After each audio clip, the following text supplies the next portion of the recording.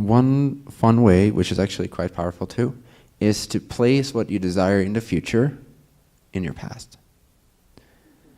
So imagine something that resonates for you, that you desire. And instead of creating this distance between now and then, which then creates the sense of lack, which then creates the feeling of lack then generates the lack of that reality, because what you're putting out is not, I have this or I am this, but I don't have this and I'm not this.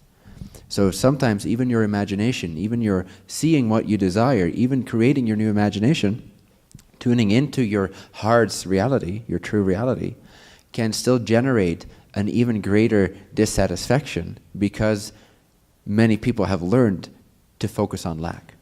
So one very crucial aspect is to diminish how much you focus on lack and start focusing on abundance, regardless of how real or delusional that may seem to you. You got to focus on the abundance of every moment. If you do that, you'll accelerate. So that's one technique. But specifically in terms of visualization technique, you can then take that very thing that you imagine is not yet here and place it in your past. Imagine what it was like when it happened 10 days ago. It felt so good when it happened 10 days ago. And just completely embody that imagination. This way you're actually accelerating the downloading of that parallel reality frequency into your present frequency output. And when your present frequency output reflects that new imagination, your reality will have to mirror that. So actually feel what it was like 10 days ago to have that revelatory moment.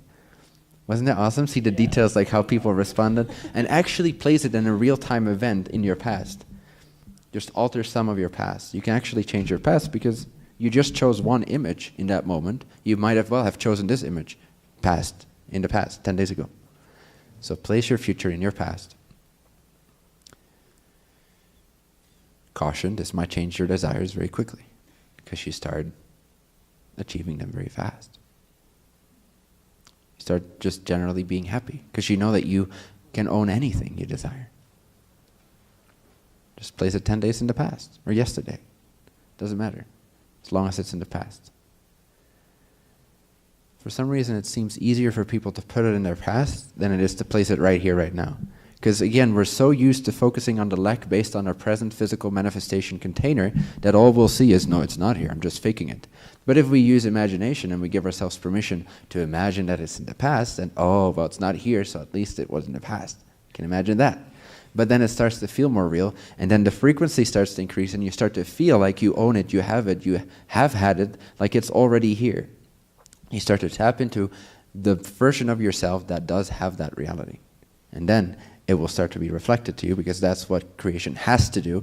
It doesn't have a will of its own, so it will have to reflect the only will that exists, which is the free will of consciousness and its state of being. So place everything you desire a little bit in your past, a little while ago, and feel what that was like. Yeah, it's amazing. Awesome, beautiful. Well, keep vibrating at that level. Keep imagining the things you desire. If for you it seems like it's like your mind automatically places it in the future, then try placing it in the past. At some point, you will see everything is present. And so when you imagine a reality that's not yet your physical container, the sense of it not being here yet starts to disappear. So you start to blend that, and you start to feel the happiness you feel would it have been here, even though physically, logically, you could dictate that it's not here. But you're not doing that anymore. You're becoming more delusional, intentionally, consciously so.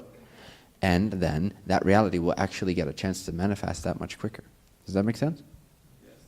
So it's a little workaround. Awesome. Okay. Yeah. Who's next?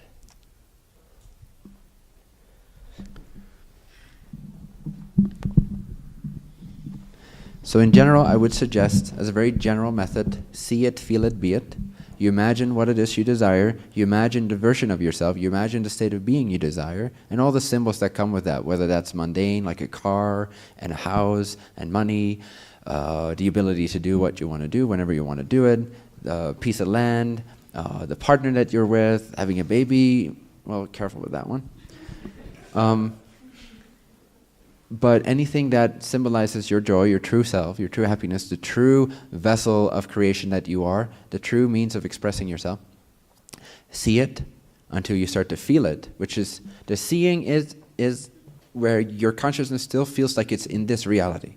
But then it tunes into an alternate parallel reality which coexists within this single timeless moment that is all of existence. So the tuning into that other reality is the seeing it, the visualizing it, the imagining it. As soon as you imagine something and you really sort of let go in that imagination and you start seeing the details of it and you start to give yourself permission to enjoy it as if it's real, you start to feel it. First you see it, then you feel it. The feeling of it means that you're bridging the gap between this reality and the other one. It's the bridge. The feeling part is the bridge. It's where imagination starts to download the vibratory patterns of that parallel self, that parallel version of yourself, which has all these things that you desire. You start to feel it. That's what happens. When you start to feel it, you start to change, alter your vibrational field. When you start changing your vibrational field, at some point that becomes so real, so vivid, that it takes over. It becomes more real to you than your present physical manifestation reality. At that point, you are being it. You are knowing it. You are acting as if it. You are behaving accordingly. You are believing accordingly. So see it, feel it, be it. If the seeing of it in the future, if that still comes up from you, oh, this is in the future, it's not here yet. Place it in your past. Do with that whatever you want to. Place it in the present if you can. Then you start to feel it. Whatever you need to do to get past that seeing-feeling barrier, you need to drop into the feeling of it. If you can only visualize it but not feel it, you're blocking yourself somehow with the belief. So then use a workaround, like placing it in your past or being creative in whatever way. Checking out why you're resisting that image. How are you insisting that it's lacking right now? And then work around that, somehow ease that, somehow allow yourself to open up to where the seeing becomes the feeling. And when it becomes the feeling, it very, very quickly starts to become the being of it. And when it's the being of it, it's only a matter of physical time before it's very quickly reflected physically so.